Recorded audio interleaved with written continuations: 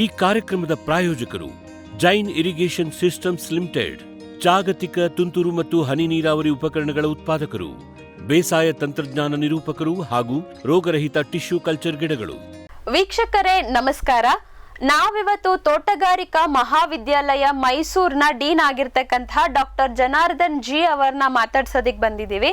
ಇವತ್ತಿನ ಕಂತಿನಲ್ಲಿ ಅವರು ನಮಗೆ ತೋಟಗಾರಿಕಾ ಪದವಿ ಅಂದ್ರೆ ಹಾರ್ಟಿಕಲ್ಚರ್ ಡಿಗ್ರಿ ಬಗ್ಗೆ ಮಾಹಿತಿಯನ್ನ ತಿಳಿಸ್ಕೊಡ್ತಾ ಇದ್ದಾರೆ. ಈ ಒಂದು ಹಾರ್ಟಿಕಲ್ಚರ್ ಕೋರ್ಸ್ಗೆ ಸೇರ್ಕೊಳ್ಳೋದಿಕ್ಕೆ ಯಾವ ಯಾವ ಪರೀಕ್ಷೆಗಳನ್ನ ಬರಿಬೇಕು, ಯಾವ ರೀತಿ ಪ್ರವೇಶವನ್ನ ಪಡ್ಕೊಳ್ಬೇಕು, ಒಂದು ಸರಿ ಪ್ರವೇಶವನ್ನ ಪಡ್ಕೊಂಡ ಮೇಲೆ ಆ 4 ವರ್ಷಗಳಲ್ಲಿ ನಮ್ಗೆ ಏನೇನ ಕಳ್ಸ್ಕೊಡ್ತಾರೆ ಅನ್ನೋದ್ರ ಬಗ್ಗೆ ಸಂಪೂರ್ಣ ಮಾಹಿತಿಯನ್ನ ನೀಡ್ತಾ ಇದ್ದಾರೆ.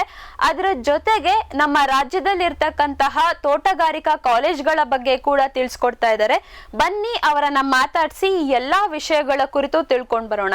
ನಮಸ್ಕಾರ, ನಾನು ಡಾಕ್ಟರ್ ಜನಾರ್ದನ್ ಅಂತ, ತೋಟಗಾರಿಕಾ ಮಹಾವಿದ್ಯಾಲಯ ಮೈಸೂರಿನಲ್ಲಿ ಡೀನ್ ಆಗಿ ಅಂದರೆ ವಿದ್ಯಾಧಿಕಾರಿಯಾಗಿ ಕಾರ್ಯನಿರ್ವಹಿಸ್ತಾ ಇದ್ದೇನೆ.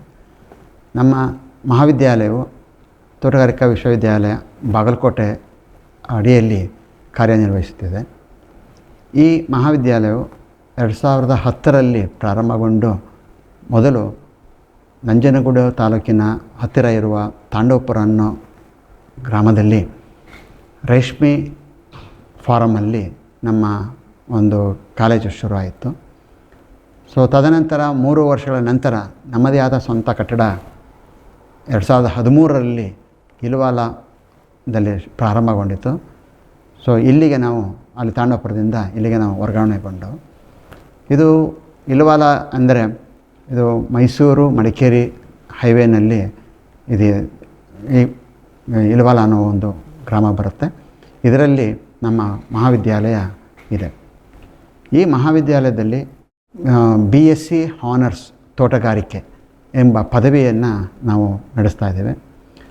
ಇದಕ್ಕೆ CET ಮುಖಾಂತರ ಅಡ್ಮಿಷನ್ಸ್ಗಳಾಗುತ್ತೆ. ಈಗಾಗಲೇ CET ಎಕ್ಸಾಮು ನಡೀತಾ ಇದೆ. ಇದರಲ್ಲಿ ರೈತರ ಮಕ್ಕಳಿಗೆ ಅಂತ ವಿಶೇಷವಾಗಿ 50% ಒಂದು ರಿಸರ್ವೇಷನ್ ಇದೆ. ಅಂದರೆ ಆ ಕುಟುಂಬ ರೈತಾಪಿ ವರ್ಗ ಆಗಿರ್ಬೋದು ಅಥವಾ ಕೂಲಿ ಕಾರ್ಮಿಕರಾಗಿರ್ಬೋದು, ಅಂದರೆ ರೈತ ಕೂಲಿ ಕಾರ್ಮಿಕರಾಗಿರ್ಬೋದು. ಇಂಥವರಿಗೆ ಸರ್ಕಾರ, ಕರ್ನಾಟಕ ಸರ್ಕಾರ 50% ಏನು ಒಂದು ರಿಸರ್ವೇಷನ್ನ ಇಟ್ಟಿದೆ. ಇದರಲ್ಲಿ BSc agriculture, horticulture, sericulture, marketing, forestry, veterinary, dairy, ಹೀಗೆ ಇನ್ನೂ ಅನೇಕ ರೈತ ಮಕ್ಕಳಿಗೆ ಒಂದು ರಿಸರ್ವೇಷನನ್ನು ಇಟ್ಟಿದ್ದಾರೆ. ಇದನ್ನು ಪಡಿಬೇಕಾದರೆ ಅವರು ಅವರ ಜಮೀನಿನ ಒಂದು ಆದಾಯ ತಹಸೀಲ್ದಾರ್ ಕಡೆಯಿಂದ ಕೊಡಬೇಕಾಗತ್ತೆ. ಮತ್ತು ಅವರಿಗೆ ಒಂದು ವಿಶೇಷವಾದ ಒಂದು ಪರೀಕ್ಷೆ ಕೂಡ ಇರುತ್ತೆ. ಈಗ ಅವರೇನು PUCನಲ್ಲಿ ಬರೆದಿರ್ತಾರೆ, ಆಮೇಲೆ CETನಲ್ಲೂ ಕೂಡ ಬರೆದಿರ್ತಾರೆ. ಅದಲ್ಲದೆ ಅವರು ಒಂದು ವಿಶೇಷವಾದ ಅದಕ್ಕೆ ಪ್ರಾಕ್ಟಿಕಲ್ ಟೆಸ್ಟ್ ಅಂತ ಹೇಳ್ತೀವಿ, ಆ ಪ್ರಾಕ್ಟಿಕಲ್ ಟೆಸ್ಟನ್ನ ಬರೀಬೇಕಾಗತ್ತೆ. ಇದಕ್ಕೂ ಮುಂಚೆ ಅವರು PUCನಲ್ಲಿ ವಿಜ್ಞಾನ ವಿಷಯವನ್ನು ತೊಗೊಂಡಿರಬೇಕಾಗತ್ತೆ. PCMB physics, chemistry, mathematics and biology ತೊಗೊಂಡಿರಬೇಕಾಗತ್ತೆ. ತದನಂತರ CETಯಲ್ಲೂ ಕೂಡ ಅವರು ಈ PCMB ಎಕ್ಸಾಮ್ಗಳನ್ನ ಬರೆದಿರ್ತಾರೆ. ನಂತರ ಈ ಒಂದು ಪ್ರಾಕ್ಟಿಕಲ್ ಟೆಸ್ಟ್ ಇರ್ತದೆ. ಇದರಲ್ಲಿ ಏನಾಗುತ್ತೆ ಅಂದರೆ PUCನಲ್ಲಿ PCMBನ 25 ಅವರೇನು ಅಂಕ ಪಡೆದಿರ್ತಾರೆ ಅದರಲ್ಲಿ 25% ಮಾತ್ರ ತಗೊಳ್ತೀವಿ. ನಂತರ CETನಲ್ಲಿ 25% ಅಂಕಗಳನ್ನ ತಗೊಳ್ತೀವಿ. ಇನ್ನು ಉಳಿದ 50% ಅಂಕಗಳನ್ನ ಈ ಪ್ರಾಕ್ಟಿಕಲ್ ಟೆಸ್ಟ್ ಮೇಲೆ ಅವಲಂಬಿತರಾಗಿರ್ತದೆ. ಇದಿಷ್ಟನ್ನು ಕೂಡ CET ಅವರು, ಕರ್ನಾಟಕ ಎಕ್ಸಾಮಿನೇಷನ್ ಅಥಾರಿಟಿಯವರು ಅದನ್ನು ಒಂದು ರ್ಯಾಂಕಿಂಗ್ ಕೂಡ ಮಾಡ್ತಾರೆ. ಈ ಪ್ರಾಕ್ಟಿಕಲ್ ಟೆಸ್ಟಲ್ಲಿ, ಪ್ರಾಯೋಗಿಕ ಪರೀಕ್ಷೆಯಲ್ಲಿ ಹೇಗಿರುತ್ತಪ್ಪ ಅಂದರೆ ಒಟ್ಟು 50 ಸ್ಪೆಸಿಮೆನ್ಸ್ಗಳಿರುತ್ತವೆ.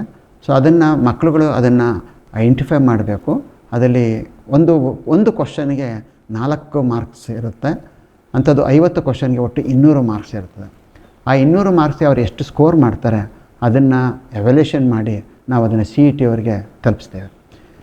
CET ಅವರು ಅದು ಮತ್ತು PUC ಮತ್ತು CET 3 ಕಂಬೈನ್ ಮಾಡಿ ಒಂದು ರ್ಯಾಂಕ್ ಲಿಸ್ಟ್ ಮಾಡ್ತಾರೆ.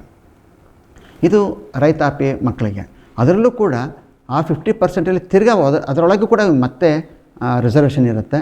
SC ST category 1, category 3 A B so ಈ ರೀತಿ ಎಲ್ಲ ಕ್ಯಾಟಗರಿ 1 ಎಲ್ಲರಿಗೂ ಅದರಲ್ಲಿ ತಿರ್ಗಾ ರಿಸರ್ವೇಷನ್ ಇರುತ್ತೆ.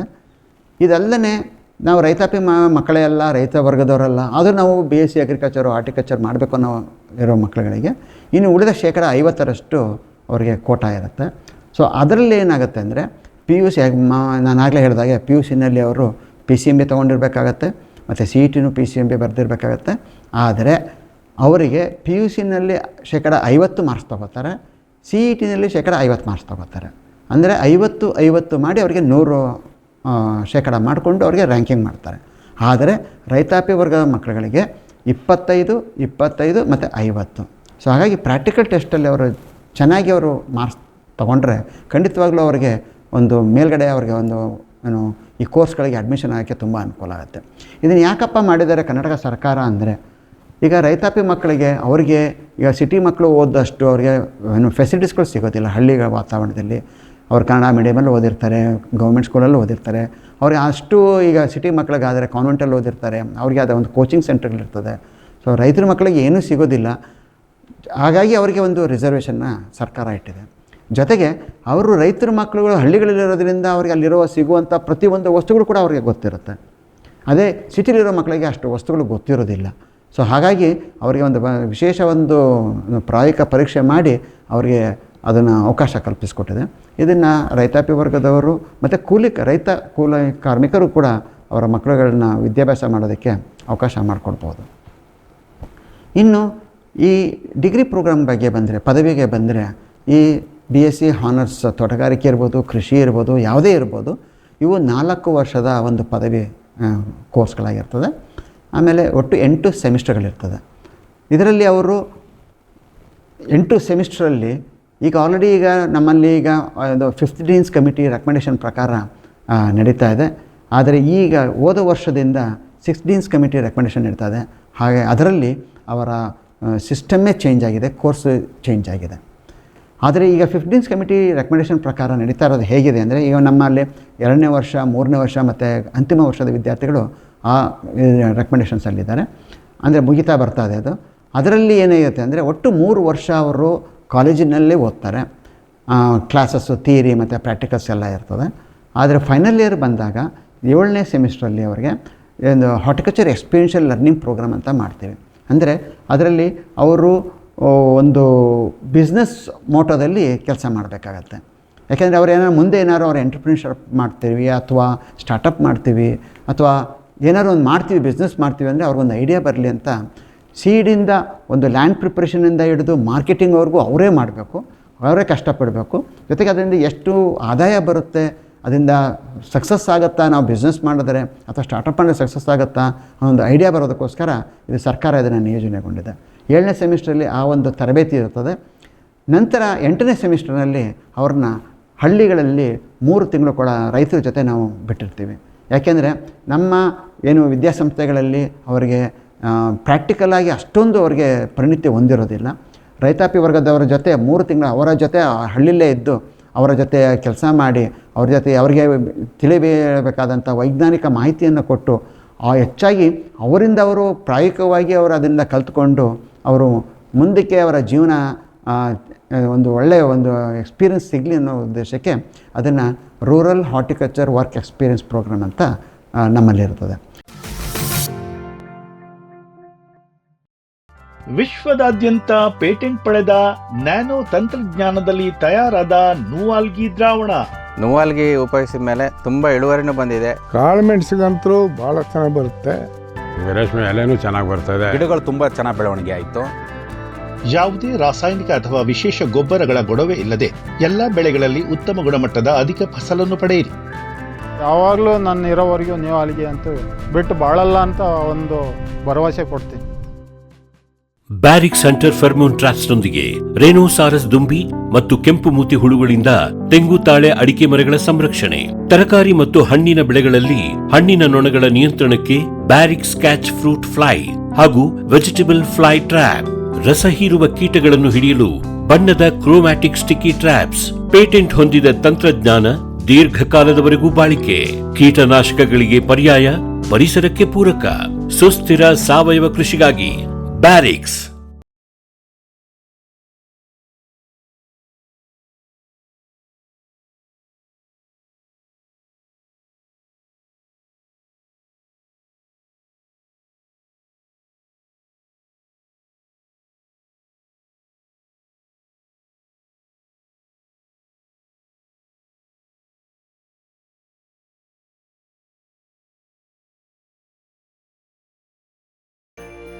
ಗಿಳಿ, ನವಿಲು, ಕಾಗೆ, ಮೈನಾ ಮುಂತಾದ ಹಕ್ಕಿಗಳ ಉಪಟಳ.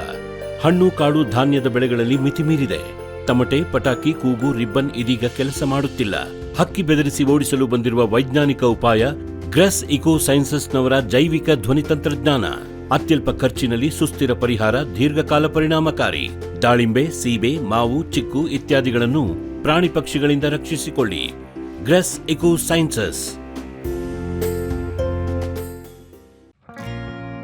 ಜೈನ್ ಇರಿಗೇಷನ್ ಸಿಸ್ಟಮ್ಸ್ ಲಿಮಿಟೆಡ್ ಭಾರತದ ಹನಿ ನೀರಾವರಿ ತಂತ್ರಜ್ಞಾನದ ಪ್ರಥಮ ಪ್ರವರ್ತಕ, ಜಗತ್ತಿನ ಅತಿ ದೊಡ್ಡ ಸ್ಪ್ರಿಂಕ್ಲರ್ಸ್ ಉತ್ಪಾದಕ ಕಂಪನಿ.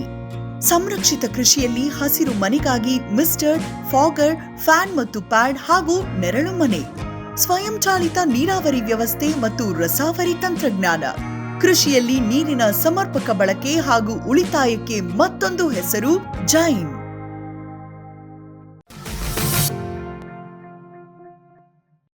ಇವತ್ತಿನ ದಿವಸ ನಮ್ಮ ಅಂತಿಮ ವರ್ಷದ ವಿದ್ಯಾರ್ಥಿಗಳು ಇಲ್ಲೇ ಬನ್ನೂರು ಹೋಬಳಿನಲ್ಲಿ ಈಗ ಅಲ್ಲೇ 3 ದಿವಸದಿಂದ ಆಲ್ರೆಡಿ ಬಿಡಾರ ಹೊಡಿದ್ದಾರೆ, ಅಲ್ಲಿ ಕ್ಯಾಂಪ್ ಮಾಡಿದ್ದಾರೆ, 3 ತಿಂಗಳು ಅಲ್ಲೇ ಇರ್ತಾರೆ.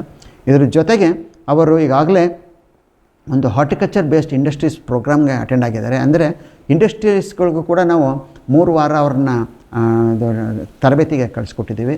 ಇದರ ಜೊತೆಗೆ ನಮ್ಮ ಏನು ಈ ಪದವಿ ಕೋರ್ಸ್ಗಳಲ್ಲಿ ಅವರಿಗೆ ಒಂದು ಇನ್ನೂ ಹೆಚ್ಚಿನ ಒಂದು ಜ್ಞಾನಾರ್ಜನೆ ಆಗಲಿ ಅಂತ ಒಂದು ಕರ್ನಾಟಕ ರಾಜ್ಯದ ಪ್ರವಾಸ ಇರುತ್ತೆ. ಜೊತೆಗೆ ಭಾರತ ಇಡೀ ಭಾರತದಲ್ಲಿರುವ ಬೇರೆ ಬೇರೆ ರಾಜ್ಯಗಳಿಗೂ ಕೂಡ ಅವ್ರಿಗೆ ಪ್ರವಾಸವನ್ನು ಮಾಡಿಕೊಡ್ತಾ ಇದ್ದೀವಿ. ಇವಿಷ್ಟು ನಮ್ಮ ವಿದ್ಯಾರ್ಥಿಗಳಿಗೆ ಸಿಗುವಂಥ ಸೌಲಭ್ಯಗಳು. ಜೊತೆಗೆ ನಮ್ಮಲ್ಲಿ ಒಂದು ಅತ್ಯುತ್ತಮವಾದ ಶಿಕ್ಷಕರಿದ್ದಾರೆ, ಹಾಗೆ ಶಿಕ್ಷಕೇತರ ವರ್ಗದವರಿದ್ದಾರೆ. ನಾವೆಲ್ಲರೂ ಅವರಿಗೋಸ್ಕರ ಅವರಿಗೇನು ಬೇಕು ಎಲ್ಲ ಸವಲತ್ತುಗಳನ್ನ ಮಾಡಿಕೊಡ್ತಾ ಇದ್ದೀವಿ. ಇನ್ನು ಸಂಶೋಧನೆ ಬಗ್ಗೆ ಬಂದರೆ ನಮ್ಮ ಏನು ವಿಜ್ಞಾನಿಗಳು ಅಂದರೆ ನಮ್ಮ ಶಿಕ್ಷಕರು ಸಂಶೋಧನೆ ಕೂಡ ಕೈಗೊಳ್ತಾ ಇದ್ದಾರೆ. ಅವರು ನಮ್ಮ ಕಾಲೇಜಿನ ಆವರಣದಲ್ಲಿರುವ ತೋಟಗಳಲ್ಲೇ ಮಾಡ್ತಾ ಇದ್ದಾರೆ. ಜೊತೆಗೆ ರೈತರ ಅವರ ತೋಟಗಳಲ್ಲೂ ಕೂಡ ಅವರು ಸಂಶೋಧನೆಯನ್ನು ಕೈಗೊಳ್ತಾ ಇದ್ದಾರೆ. ಈ ಸಂಶೋಧನೆಯು ಕೂಡ ಹೆಚ್ಚು ಜನರಿಗೆ ತಲುಪೋದಕ್ಕೆ, ಜೊತೆಗೆ ರೈತರ ತೋಟದಲ್ಲೇ ಮಾಡೋದ್ರಿಂದ ಅವರಿಗೆ ಅದರ ಬಗ್ಗೆ ಆಸಕ್ತಿ ಹೊಂದುತ್ತಾರೆ. ಹಾಗೆ ಪ್ರತಿಯೊಬ್ಬರಿಗೂ ಅದು ಬೇರೆ ವಿಷಯಗಳು ತಲುಪಿ ಎಲ್ಲ ರೈತಾಪಿ ವರ್ಗಗಳು ಅದನ್ನು ಅಳವಡಿಸ್ಕೊಳ್ಳೋದಕ್ಕೆ ತುಂಬ ಸಹಕಾರಿಯಾಗುತ್ತೆ. ಇನ್ನು ವಿಸ್ತರಣೆ ಬಗ್ಗೆ ಬಂದರೆ, ಕೃಷಿ ವಿಸ್ತರಣೆ ಬಗ್ಗೆ, ತೋಟಗಾರಿಕೆ ವಿಸ್ತರಣೆ ಬಗ್ಗೆ ಬಂದರೆ, ನಮ್ಮಲ್ಲಿ ಹಾರ್ಟಿಕಲ್ಚರ್ ಎಕ್ಸ್ಟೆನ್ಷನ್ ಎಜುಕೇಷನ್ ಯೂನಿಟ್ ಅಂತ ಇದೆ. ಅಂದರೆ ರೈತರಿಗೆ ತರಬೇತಿಗಳನ್ನು ಆಯೋಜಿಸುವಂಥ ಒಂದು ಯೂನಿಟ್ ಇದೆ ನಮ್ಮಲ್ಲಿ. ಇದರಲ್ಲಿ ನಾವು ಪ್ರತಿ ತಿಂಗಳು ಕೂಡ ನಮ್ಮಲ್ಲಿ ರೈತರಿಗೆ ಅನುಕೂಲವಾಗುವಂಥ, ಅವರಿಗೆ ಬೇಕಾಗುವಂಥ ಒಂದೊಂದು ತರಬೇತಿ ಕಾರ್ಯಕ್ರಮವನ್ನು ಇಟ್ಕೊಳ್ತಾ ಇದ್ದೀವಿ. ಅಂದರೆ ಸೀಸನ್ ವೈಸು ಈ ಸೀಸನಲ್ಲಿ ಯಾವುದು ಬೆಳೆ ಬೆಳೀತಾರೆ ಅದಕ್ಕೆ ಸಂಬಂಧಪಟ್ಟ ಒಂದು ಮಾಹಿತಿಯನ್ನು, ತರಬೇತಿಯನ್ನು ನಮ್ಮಲ್ಲಿ ಪ್ರತಿ ತಿಂಗಳು ಕೊಡ್ತಾ ಬರ್ತಾಯಿದ್ದೀವಿ. ಸೊ ಇದಕ್ಕೆ ನಾವು ರೈತರಿಗೆ ಯಾವುದೇ ತರಹದ ಸವಲತ್ತುಗಳು ಕೊಡ್ತಾ ಇಲ್ಲ. ಆದರೂ ಒಂದು ಆಶ್ಚರ್ಯಕರ ಸಂಗತಿ ಏನಪ್ಪ ಅಂದರೆ, ಆ ರೈತರು ಅವರದೇ ಆದ ವೆಹಿಕಲ್ಗಳಲ್ಲಿ, ಅವರದೇ ಆದ ವಾಹನಗಳಲ್ಲಿ ಅಥವಾ ಬಸ್ಸುಗಳಲ್ಲಿ, ಟ್ರೈನ್ಗಳಲ್ಲಿ ದೂರ ಊರುಗಳಿಂದ ನಮ್ಮ ಕಾಲೇಜಿಗೆ ಬರ್ತಾ ಇದ್ದಾರೆ. ಸೊ ಅವರು ಅವರ ಸ್ವಂತ ಖರ್ಚಿನಲ್ಲಿ ಬಂದು ನಮ್ಮಲ್ಲಿ ತರಬೇತಿಯನ್ನು ಪಡೆದೋಗ್ತಾ ಇದ್ದಾರೆ. ಅಂದರೆ ಬೆಳಿಗ್ಗೆ ಅಂತ ಸಂಜೆ 1 ದಿವಸ ಕಾರ್ಯಕ್ರಮ ನಾವು ಮಾಡ್ತಾಯಿದ್ದೀವಿ. ಸೊ ಇದರಲ್ಲಿ ಅವರಿಗೆ ವೈಜ್ಞಾನಿಕವಾದ ಒಂದು ಮಾಹಿತಿಯನ್ನು ಕೊಡ್ತಾ ಇದ್ದೀವಿ. ಮತ್ತು ಅವರಿಗೆ ಅದ್ರ ಬಗ್ಗೆ ತಿಳ್ಕೊಳ್ಳೋಕ್ಕೋಸ್ಕರ ಅವರಿಗೆ ಒಂದು ಬುಕ್ಕು ಕೂಡ ಕೊಡ್ತಾ ಇದ್ವಿ, ಮಾಹಿತಿಗಳು. ಯಾಕೆಂದರೆ ಮರ್ತೋಗ್ಬಿಡ್ತಾರೆ ತರಬೇತಿದು.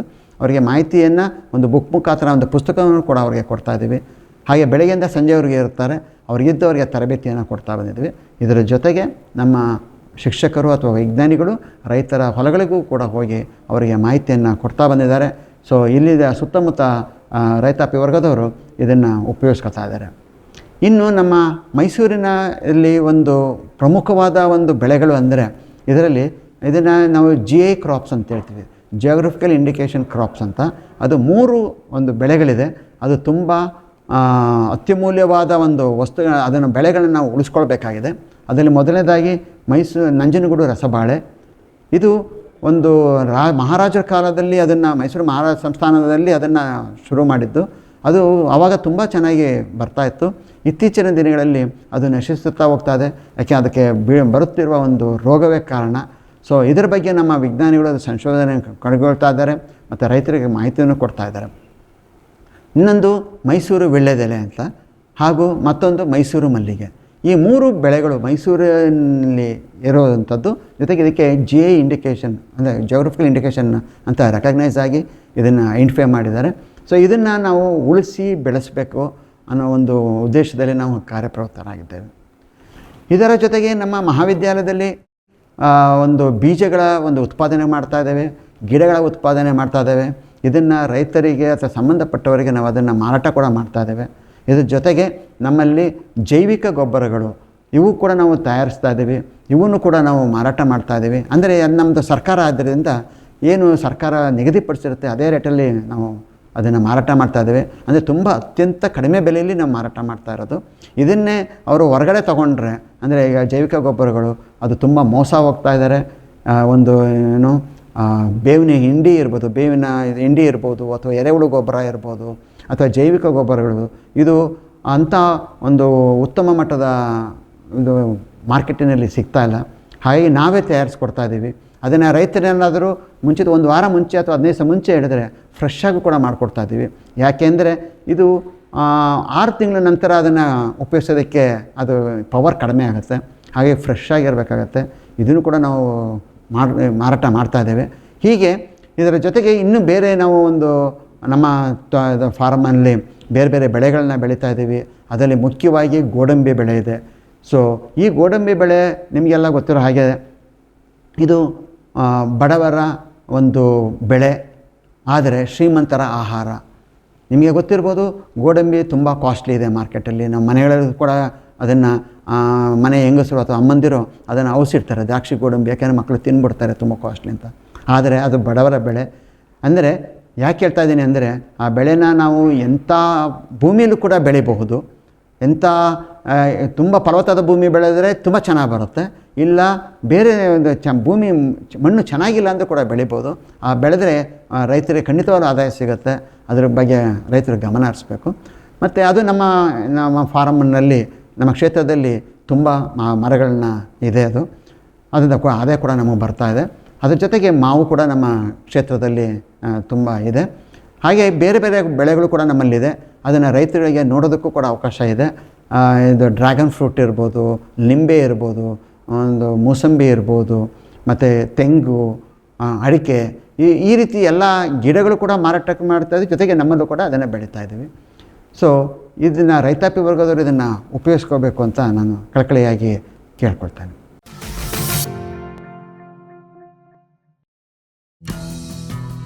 ಜೈನ್ಸ್ ಜಗತ್ತಿನ ಅತಿದೊಡ್ಡ ಅಂಗಾಂಶ ಕೃಷಿ ಪ್ರಯೋಗಾಲಯ ಹಾಗೂ ಟಿಸಿ ಗಿಡಗಳ ಉತ್ಪಾದಕರು.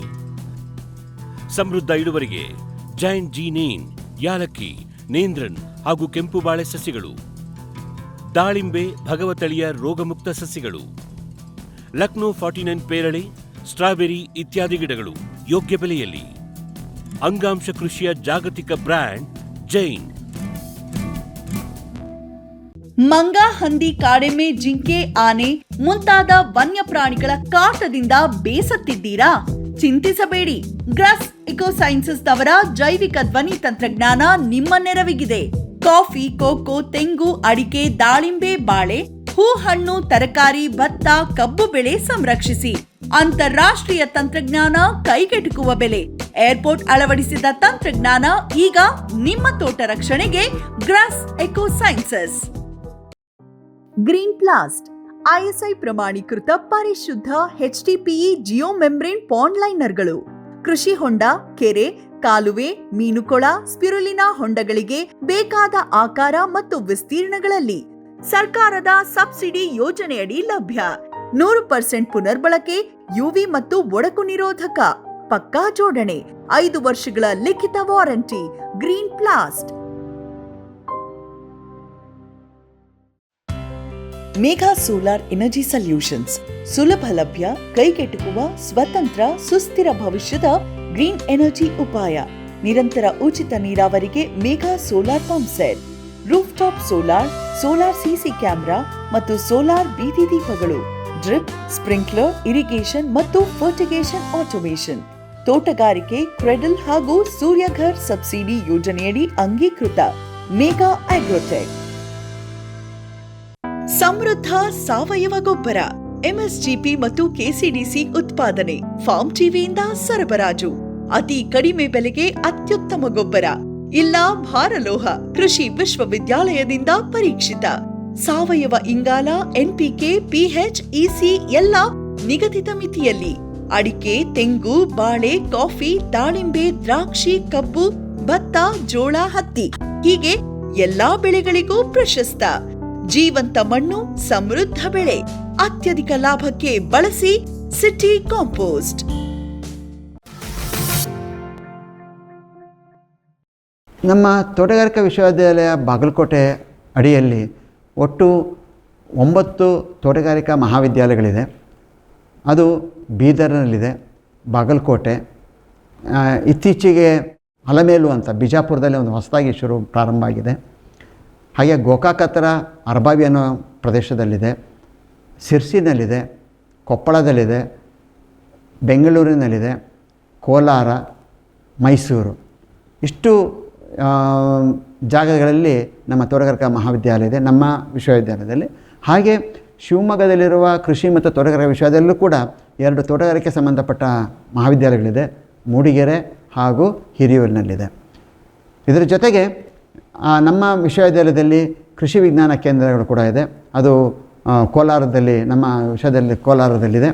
ಅದು ಕೂಡ ರೈತರ ಪರವಾಗಿ ಕೆಲಸ ಮಾಡ್ತಾಯಿದೆ.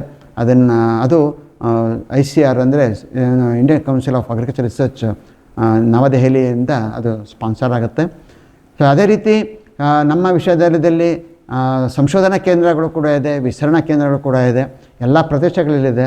ಇದು ಒಟ್ಟು ನಾವು ನಮ್ಮ ವಿಶ್ವವಿದ್ಯಾಲಯದಲ್ಲಿ ತೋಟಗಾರಿಕಾ ವಿಶ್ವವಿದ್ಯಾಲಯ ಬಾಗಲಕೋಟೆ ಅಡಿಯಲ್ಲಿ ನಾವು ವಿದ್ಯಾರ್ಥಿಗಳ ಪರವಾಗಿ ಹಾಗೂ ಮುಖ್ಯವಾಗಿ ರೈತರ ಪರವಾಗಿ ನಾವು ಕೆಲಸಗಳನ್ನು ಮಾಡ್ತಾಯಿದ್ದೇವೆ. ಅದನ್ನು ರೈತಾಪಿ ವರ್ಗದವರು ಅದನ್ನು ಸದುಪಯೋಗ ಪಡಿಸ್ಕೊಳ್ಬೇಕು ಅಂತ ನಾನು ಕೇಳ್ಕೊಡ್ತೇನೆ. ನಮ್ಮ ರೈತಾಪಿ ವರ್ಗದವರಿಗೆ ಮತ್ತೊಂದು ಮಾಹಿತಿ ಕೊಡಲಿಕ್ಕೆ ಇಚ್ಛೆಪಡ್ತೇನೆ. ಈಗ ನಮ್ಮ ಈ BSc ಆನರ್ಸ್ ತೋಟಗಾರಿಕೆ ಇರ್ಬೋದು, ಕೃಷಿ ಇರ್ಬೋದು, ಯಾವುದೇ ಒಂದು ಈ ಪದವಿ ಕೋರ್ಸ್ಗಳಿಗೆ CET ಮುಖಾಂತರ ಅಲ್ಲದೆ ಬೇರೆ ಒಂದು ವಿಧಾನದಲ್ಲೂ ಕೂಡ ಅಡ್ಮಿಷನ್ನ ಪಡ್ಕೊಳ್ಬೋದು. ಇದರಲ್ಲಿ ಏನಾಗಿದೆ ಅಂದರೆ ಈಗ ಒಂದು ಈ ಲ್ಯಾಟ್ರಲ್ ಎಂಟ್ರಿ ಅಂತ ಒಂದು ಇದಿದೆ. ಅದು ಏನಪ್ಪ ಅಂದರೆ ಅದು ಯಾರು ಕೆಲವರು PUC ಮಾಡಿರಲ್ಲ, ಆದರೆ 10th SSLC ಆದಮೇಲೆ ಡಿಪ್ಲೊಮಾ ಮಾಡಿರ್ತಾರೆ, ಡಿಪ್ಲೊಮಾ ಮತ್ತು ಕೃಷಿ ಮತ್ತು ತೋಟಗಾರಿಕೆಯಲ್ಲಿ ಮಾಡಿರ್ತಾರೆ. ಸೊ ಅಂಥವ್ರಿಗೆ ಅಂತ ಒಂದು ರಿಸರ್ವೇಷನ್ ಇದೆ. ಸೊ ಅವರು ಕೂಡ ಈ ಪದವಿ ಕೋರ್ಸ್ಗಳಿಗೆ ಎಂಟ್ರಾಗ್ಬೋದು. ಅವ್ರಿಗೆ ಸಪ್ರೇಟು ಈಗ CET ಥರ ಒಂದು ಎಕ್ಸಾಮ್ ಇರೋದಿಲ್ಲ, ಪ್ರಾಕ್ಟಿಕಲ್ ಎಕ್ಸಾಮು ಇರೋದಿಲ್ಲ. ಅವರೇನು ಮಾರ್ಕ್ಸ್ ಸ್ಕೋರ್ ಮಾಡಿರ್ತಾರೆ ಡಿಪ್ಲೊಮಾದಲ್ಲಿ, ಅದ್ರ ಮುಖಾಂತರ ಕೂಡ ಅವರು ಪದವಿ ಕೋರ್ಸ್ಗೆ ಅಡ್ಮಿಷನ್ ತೊಗೋಬೋದು. ಇದು ಎರಡನೇದು. ಇನ್ನು ಮೂರನೇದಾಗಿ ಆಲ್ ಇಂಡಿಯಾ ಲೆವೆಲಲ್ಲಿ ಒಂದು ಪರೀಕ್ಷೆ ನಡೀತದೆ. ಅದು ಎಷ್ಟೋ ನಮ್ಮ ಕರ್ನಾಟಕ ಮಂದಿಗೆ ಅದರ ಬಗ್ಗೆ ಅರಿವೇ ಇಲ್ಲ. ಏನಪ್ಪ ಅಂದರೆ ಈ NTA national testing agency all India ಲೆವೆಲಲ್ಲಿ ಮಕ್ಕಳು ಸೆಕೆಂಡ್ PUCಲಿದ್ದಾಗ ಅದನ್ನು ಎಕ್ಸಾಮಿನೇಷನ್ನ ನೋಟಿಫಿಕೇಷನ್ ಮಾಡ್ತಾರೆ.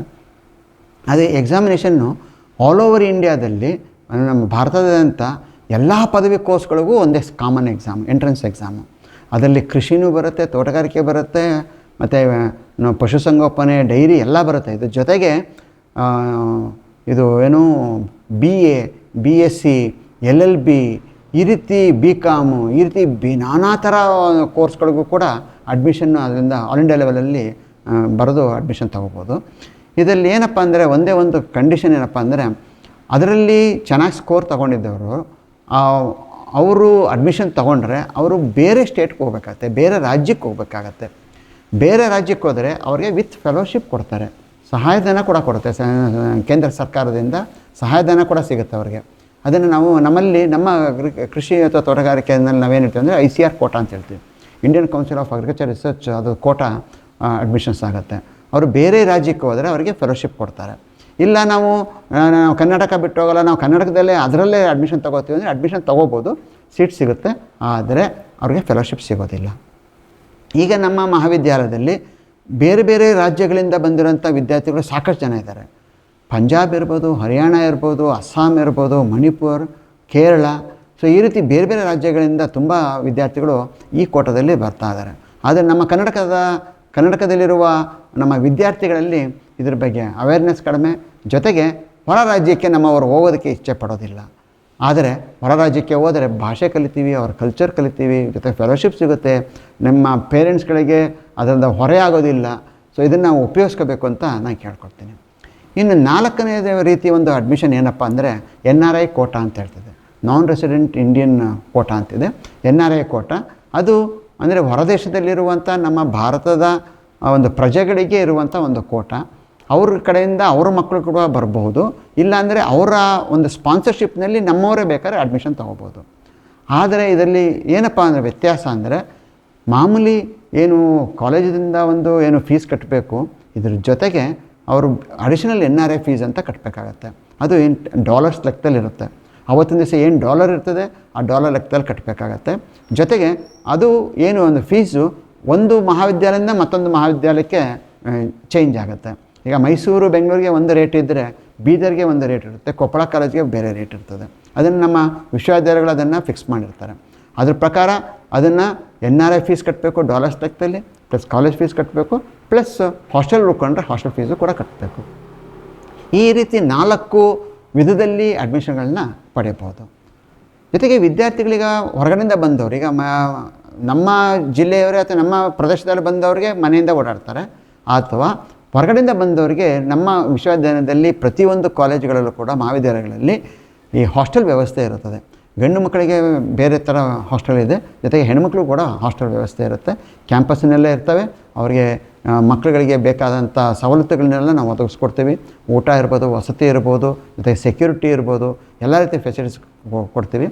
ಆದರೆ ಅದರಲ್ಲಿ ಏನು ಖರ್ಚು ಬರುತ್ತದೆ ಅದನ್ನು ವಿದ್ಯಾರ್ಥಿಗಳು ಪ್ರತಿ ತಿಂಗಳು ಕಟ್ಟಬೇಕಾಗತ್ತೆ. ಅದರಲ್ಲಿ ಈ SC ಮತ್ತು ST ಸ್ಟೂಡೆಂಟ್ಸ್ಗಳಿಗೆ ಅವರಿಗೆ 0 ಮಿಸ್ಪೆಲ್ ಕಾನ್ಸೆಪ್ಟ್ ಅಂತಿದೆ. ಅವ್ರುಗಳಿಗೆ ಏನು 2.5 ಲಕ್ಷದ ಒಳಗೆ ಆದಾಯ ಇದ್ದರೆ ಅವರು ಯಾವುದೇ ಒಂದು ಫೀಸ್ಗಳನ್ನ ಕಟ್ಟೋದು ಬೇಕಾಗಿಲ್ಲ, ಕಾಲೇಜಲ್ಲೂ ಫೀಸ್ ಕಟ್ಟೋದು ಬೇಕಾಗಿಲ್ಲ, ಜೊತೆಗೆ ಹಾಸ್ಟೆಲ್ ಕೂಡ ಫೀಸ್ ಕಟ್ಟೋದು ಬೇಕಾಗಿಲ್ಲ. ಅವ್ರಿಗೆ ಉಚಿತವಾಗಿ ಶಿಕ್ಷಣ ಮತ್ತು ಊಟ ವಸತಿ ಸೌಕರ್ಯ ಸರ್ಕಾರವೇ ಕೂಡ ಭರಿಸಲಿದೆ. ಸರ್ಕಾರದಿಂದ ನಮಗೆ ಅದು ಹಣ ಬರುತ್ತೆ. ಸೊ ಮಕ್ಕಳುಗಳಿಗೆ ಅದರ ಹೊರೆ ಆಗೋದಿಲ್ಲ. ನೋಡಿದ್ರಲ್ಲ ವೀಕ್ಷಕರೇ, ಡಾಕ್ಟರ್ ಜನಾರ್ದನ್ ಜಿ ಅವರು ಈ ತೋಟಗಾರಿಕೆ ಕೋರ್ಸ್ಗೆ ಸೇರ್ಕೊಳ್ಳೋದಕ್ಕೆ ಯಾವ ಪರೀಕ್ಷೆಗಳಿದಾವೆ ಅನ್ನೋದ್ರ ಬಗ್ಗೆ ತಿಳಿಸ್ಕೊಟ್ರು. ನಮಗೆಲ್ಲ ಏನಂದ್ರೆ ತೋಟಗಾರಿಕೆ ಕೋರ್ಸ್ಗೆ ಸೇರ್ಕೊಳ್ಳೋದಕ್ಕೆ ಗೊತ್ತಿರೋದೇ ಈ CET ಮತ್ತೆ ಒಂದು ಪ್ರಾಕ್ಟಿಕಲ್ ಎಕ್ಸಾಮ್ ಇರುತ್ತೆ ಅನ್ನೋದು. ಆದ್ರೆ ಅದಕ್ಕೊಂದು ICR ಎಕ್ಸಾಮ್ ಕೂಡ ಇದೆ ಅನ್ನೋದನ್ನ ನಮ್ಗೆ ಅವ್ರು ಇವತ್ತು ತಿಳಿಸ್ಕೊಟ್ಟಿದ್ದಾರೆ. ಎಷ್ಟೊಂದು ಜನಕ್ಕೆ ಇದ್ರ ಬಗ್ಗೆ ಮಾಹಿತಿ ಇರೋದಿಲ್ಲ. ಅದಲ್ದೇನೆ ತೋಟಗಾರಿಕೆ ಕೋರ್ಸ್ಗೆ ಸೇರ್ಕೊಂಡ್ಮೇಲೆ ನಾವ್ ಏನ್ ಕಲಿತೀವಿ ಅನ್ನೋದನ್ನ ಕೂಡ ಅವರು ನಮ್ಗೆ ಸಂಪೂರ್ಣವಾಗಿ ತಿಳಿಸ್ಕೊಟ್ರು. ಇಷ್ಟೆಲ್ಲ ಮಾಹಿತಿಯನ್ನ ಕೊಟ್ಟಂತಹ ಡಾಕ್ಟರ್ ಜನಾರ್ದನ್ ಜಿ ಅವರಿಗೆ ಧನ್ಯವಾದಗಳನ್ನ ಹೇಳ್ತಾ ಈ ಕಂತನ ಇಲ್ಲಿಗೆ ಮುಗಿಸೋಣ. ನಮಸ್ಕಾರ. ಈ ಕಾರ್ಯಕ್ರಮದ ಪ್ರಾಯೋಜಕರು ಜೈನ್ ಇರಿಗೇಷನ್ ಸಿಸ್ಟಮ್ಸ್ ಲಿಮಿಟೆಡ್, ಜಾಗತಿಕ ತುಂತುರು ಮತ್ತು ಹನಿ ನೀರಾವರಿ ಉಪಕರಣಗಳ ಉತ್ಪಾದಕರು, ಬೇಸಾಯ ತಂತ್ರಜ್ಞಾನ ನಿರೂಪಕರು ಹಾಗೂ ರೋಗರಹಿತ ಟಿಶ್ಯೂ ಕಲ್ಚರ್ ಗಿಡಗಳು.